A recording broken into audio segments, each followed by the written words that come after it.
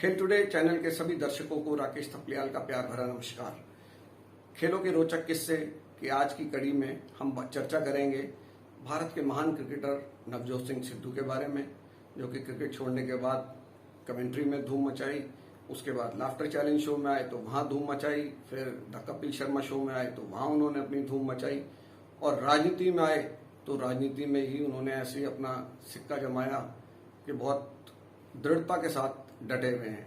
और आजकल पूरी चर्चा में भी हैं। पंजाब की राजनीति में उन्होंने एक हड़कंप सा मचाया हुआ है। दिल्ली से पंजाब तक रोज सिद्धू सिद्धू सिद्धू हो रहा है। सिद्धू जी पटियाला से दिल्ली पहुंच रहे हैं, पटियाला से दिल्ली पहुंच गए, इससे मिलेंगे उससे मिलेंगे, ये सब मतलब चर्चा के केंद्र में लगातार बने हैं अपनी बातों में सब कुछ। उस सिद्धू का जो रूप खेलने के दौरान था, चुपचाप रहते थे, अपने खेल में मस्त रहते थे, पूरी मेहनत करते थे अपने खेल में। वो कोई बॉर्न टैलेंटेड क्रिकेटर नहीं थे, वो मेहनत से बने हुए क्रिकेटर थे। उन्होंने हर चीज में मेहनत की। फील्डिंग हल्की थी तो फील्डिंग में सुधार किया, दब के बल्लेबाजी बहुत टुक टुक करते थे, तो उसके बाद जो छक्के मारने शुरू करे तो फिर सिक्सर सिद्धू ही उनका नाम लग गया। तो बहुत जबरदस्त चीजें थी। या तो सिद्धू के इन्हीं सब पहलुओं की शुरुआत कब हुई, कब उनके व्यक्तित्व में जो चेंज आया, जो दुनिया ने देखा, और वो हमें बहुत पहले इस चीज का एहसास हो गया था। मैंने खुद 1995 में इस चीज को महसूस कर लिया था कि भाई सिद्धू के अंदर किस तरह के वो गुण हैं, और वो खुद नवजोत सिंह सिद्धू ने ही हमें बताए थे। हालांकि उस समय ये सोच पाना तो बड़ा मुश्किल था कि भाई आगे चलकर क्या होगा, लेकिन सिद्धू ने हिंट दे दी थी। तो आज उन सब चीजों पे हम चर्चा करेंगे, और इस चर्चा के पीछे हमारा मकसद किसी भी सूरत में नवजोत सिंह सिद्धू के मान सम्मान को ठेस पहुंचाना नहीं है। और जो भी ये बातें हैं तमाम, उसके गवाह और भी बहुत से लोग रहे हैं, और सिद्धू की खुद बोली हुई चीजें हैं। तो शुरुआत करते हैं 1995 से। 12 मार्च 1995 का दिन दिल्ली के फिरोजशाह कोटला में दिल्ली और पंजाब के बीच रणजी ट्रॉफी का सेमीफाइनल। बड़ा ही उन दिनों राइवलरी चलती थी दिल्ली और पंजाब की। नवजोत सिंह सिद्धू पंजाब के कप्तान थे, दिल्ली के कप्तान थे, बहुत ही डैशिंग क्रिकेटर। और उस सीजन में मतलब जो उन दिनों क्रिकेटर खेला करते थे, उसमें रमन लांबा की जो पर्सनैलिटी थी वो भी बहुत जबरदस्त है। उसमें स्मार्ट क्रिकेटर, फिटनेस के ऊपर बहुत ध्यान देने वाले, और उनके मतलब जो व्यक्तित्व था वो एक अलग ही था। तो वो दिल्ली के कप्तान थे। तो बहुत जबरदस्त ये मुकाबला होने जा रहा था, और काफी बड़ी संख्या में लोग इसको देखने के लिए भी फिरोजशाह कोटला में आते थे रोज। और जब मुकाबला शुरू हुआ तो दिल्ली ने पहले बल्लेबाजी करते हुए अपना 554 रन का स्कोर खड़ा किया पहली पारी में। तो लगा कि भाई एक अच्छा स्कोर खड़ा कर लिया है।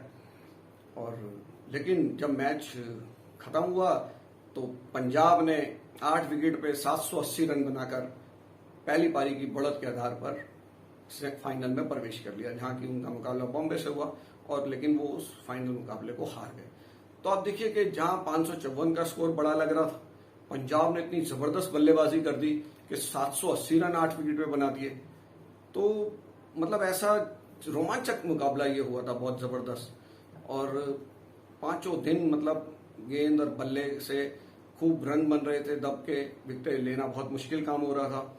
और आपको मैं बताऊं कि जब दिल्ली ने बल्लेबाजी की तो दिल्ली की तरफ से बहुत शानदार बल्लेबाजी की। कप्तान रमन लांबा ने 165 रन बनाए। वो बड़े डैशिंग ओपनर थे और अटैकिंग ओपनर थे वो। और दूसरे बल्लेबाज देखें तो अजय शर्मा, जो कि लेफ्ट आर्म स्पिनर भी थे और राइट हैंड से बल्लेबाजी करते थे, उन्होंने 240 रन की पारी खेली थी। तो बहुत जबरदस्त बल्लेबाजी, क्रीज पर टिक कर आराम से बल्लेबाजी करते थे उन दिनों बल्लेबाज। और गेंदबाजी की बात करें तो पंजाब के उस समय बड़े उभरते हुए गेंदबाज माने जाते थे भूपिंदर सिंह सीनियर, और बहुत अच्छी वो स्विंग गेंदबाजी कराया करते थे। और भारती विज उनके लेफ्ट आर्म स्पिनर पंजाब के, दोनों ने 3-3 विकेट चटकाए थे। लेकिन रन बहुत दे दिए थे पंजाब की तरफ से। 3 गेंदबाजों के 100 से ऊपर रन चले गए थे। तो बहुत जबरदस्त गेंदबाजों की पिटाई हो रही थी, और लोगों को बड़ा मजा आ रहा था बल्लेबाजों के शॉट्स देखने के अंदर। और इसके बाद जब पंजाब की बारी आई तो गेंदबाजी में भूपिंदर सिंह सीनियर ने कारनामा दिखाया था, तो बल्लेबाजी में भूपिंदर सिंह जूनियर, उन्होंने 297 रन की पारी खेल डाली। अब 297 रन 1995 में काफी मतलब तगड़ी पारी मानी जाती थी उन दिनों, कि भाई तो बहुत जबरदस्त इन्होंने कारनामा कर दिया। और पंकज धर्मानी जो पंजाब के विकेट कीपर थे, उन्होंने तो 200 नाबाद रन बना दिए, वो अंत तक आउट ही नहीं हुए।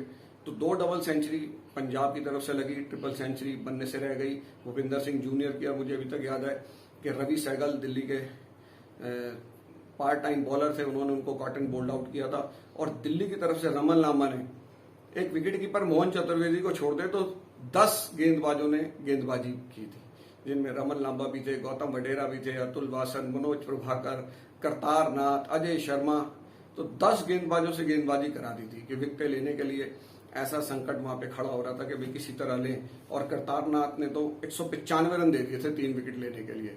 तो बहुत जबरदस्त ये मैच हुआ। और उसके बाद जब पहली पारी में बड़ी बढ़त के आधार पर पंजाब की टीम पहुंची फाइनल में, उसके बाद कोटला के जो स्टेडियम है विलिंगडन पवेलियन, उसका बहुत पुराना, उसके ऊपर छत पे बैठ के पत्रकारों से बात करनी शुरू हुई। तो उन दिनों बहुत कम पत्रकार होते थे, 8-10 पत्रकार थे। तो वहां छत पे नवजोत सिंह सिद्धू बैठे थे, तो उनसे सवाल जवाब किए जा रहे थे। तो मुझे अच्छी तरह याद है कि उनमें मेरे पिता स्वर्गीय कमलेश थपलियाल थे, इस हिंदुस्तान टाइम्स के स्पोर्ट्स एडिटर के मेनन भी थे। तो शायद के मेनन साहब ने एक सवाल सिद्धू से पूछा था कि how you are going to celebrate it, आप किस तरह से इस जीत का जश्न मनाओगे। तो नवजोत सिंह सिद्धू ने बड़े खुलकर एकदम से बोला था कि जी नाचेंगे गाएंगे अपना होटल जाके आराम से। तो हमारी तो टीम ऐसी है जी, कहता हम तो खुद ही भांड है और खुद ही मिरासी हैं, खुद ही बजाएंगे और खुद ही गाएंगे और अपना मनोरंजन हम खुद ही कर लेते हैं। तो वहां पर नवजोत सिंह सिद्धू ने अपने ये जो खिलंदड़ अंदाज उनका नजर आया बाद में, उसकी झलक उन्होंने वहां पर दिखा दी थी। तो आज जब हम पीछे मुड़ के मैं देखता हूं तो मुझे ये समझ आता है कि भाई हाँ, नवजोत सिंह सिद्धू ने उस दिन जब कहा था कि हम तो खुद ही भांड और खुद ही मिरासी हैं, खुद ही बजाएंगे और खुद ही गाएंगे, खुद ही नाचेंगे, तो तब ये चीज पता चल गई थी कि भाई ये उनके अंदर ये गुण है। लेकिन वो बंद कमरे के अंदर का था, बाहर जल्दी से वो चीजें नजर नहीं आती थी। उन दिनों इलेक्ट्रॉनिक मीडिया भी इतना सच था नहीं, हल्की बहुत दूरदर्शन हुआ करता था, इससे ज्यादा कुछ था नहीं। तो वहां सिद्धू ने वो झलक दिखा दी थी। और इसके बाद एक दिलचस्प किस्सा आपको सुनाता हूं कि एनडीटीवी इंग्लिश वाले चैनल में और एनडीटीवी इंडिया हिंदी वाले में, इन दोनों में सिद्धू के ना कार्यक्रम हुआ करते थे। ये 2004-05 के आसपास की बात है। किस्सा क्रिकेट का करके हिंदी में आता था। तो उसमें नवजोत सिंह सिद्धू बैठते थे, कुछ 2-1 वरिष्ठ जर्नलिस्ट जो है वो भी बुलाए जाते थे और पब्लिक भी होती थी स्टूडियो के अंदर। तो सिद्धू से सवाल होते थे, एंकर करते थे, जर्नलिस्ट करते थे, तो वो डिस्कशन एक होता था। बाद में अजय जडेजा भी उनके साथ उसमें बैठने लगे थे। तो एक कार्यक्रम में मुझे भी बुलाया गया और मेरे साथ वीरेंद्र सहवाग के कोच एन शर्मा जी वो भी थे साथ में। तो हम दोनों गेस्ट रूम में बैठे थे। तो वहां पर हमारे लिए कॉफी वॉफी आई, तो मैं कॉफी से इनकार कर रहा था। तो सिद्धू ने इंसिस्ट किया कि नहीं आप पी लो, कॉफी पियो। तो चलो हमने कहा पी लेते हैं कॉफी। तो कॉफी पीने लग गए। तो मैंने देखा नवजोत सिंह सिद्धू एक रजिस्टर खोल के बैठे हुए हैं और उसको कुछ पढ़ने में लगे हुए हैं। चलो कुछ पढ़ रहे होंगे। तो मैंने देखा तो उसमें रोमन में कुछ जो मुहावरे सिद्धू हिंदी में बोलते थे वो कुछ लिखे हुए से ऐसे कुछ नजर आए कि भाई वो है कुछ ऐसा। उसके बाद जब शो शुरू हुआ तो सिद्धू पूछते थे हाँ भाई क्या है पहला सेगमेंट। तो ये पहले सेगमेंट में इंटरनेशनल क्रिकेट में ये हुआ जी, इस पे चर्चा होगी। चलो जी, उस पर चर्चा शुरू हो गई। उसके बाद ब्रेक हुआ। ब्रेक होते ही नवजोत सिंह सिद्धू क्या करते थे, उस रजिस्टर को निकालते थे, रजिस्टर से अपना अगला सेगमेंट पूछते थे। और शायद जो मुझे लगा कि उससे जुड़े हुए मुहावरे के कौन सा मुहावरा इसमें मैं फिट कर दूंगा, उसको वो ढूंढते थे रजिस्टर में और पढ़ते थे और उस रजिस्टर को अपनी कुर्सी के ऊपर रखते थे और उसके ऊपर खुद बैठ जाते थे। तो जब उन्होंने पहले ब्रेक में ऐसा किया, दूसरे ब्रेक में ऐसा किया, तो अचानक पब्लिक में से जो वहां स्टूडियो के अंदर बैठे थे लोग, उनमें से एक ने कहा कि भाई सिद्धू जी फर्रे जला रहे हो। तो सिद्धू जी एकदम से वो हो गए, ओए कहते हैं कोई फर्रे वर्रे नहीं है, मैं नकल नहीं मार रहा भाई, ये देख ले। रजिस्टर करके उन्होंने ऐसे दिखाया। बोले तो अंग्रेजी में लिखा हुआ है, कार्यक्रम हिंदी का है, मैं तो बस वैसे ही पढ़ रहा था इसको। और फिर अपना नीचे रखा उन्होंने कुर्सी के ऊपर और उसके ऊपर खुद अपना बैठ गए। ये उनका अपना उस शो में ये अंदाज हुआ करता था जो मैंने उस दिन खुद देखा। और इसकी तकसीद जो है उस कार्यक्रम से जुड़े लोग या तमाम लोग जो स्टूडियो में मौजूद रहते थे वो अपना कर देते थे, क्योंकि जैसे आवाज स्टूडियो में आती थी कि 9, 8, 7, 6, 5, 4 और सिद्धू जी 3 तक रजिस्टर हाथ में रखते थे बिल्कुल। और जैसे ही 3 होता था 3, 2 और उसके बाद रजिस्टर को खटैक सीट पे रखते थे और उसके ऊपर बैठ जाते थे।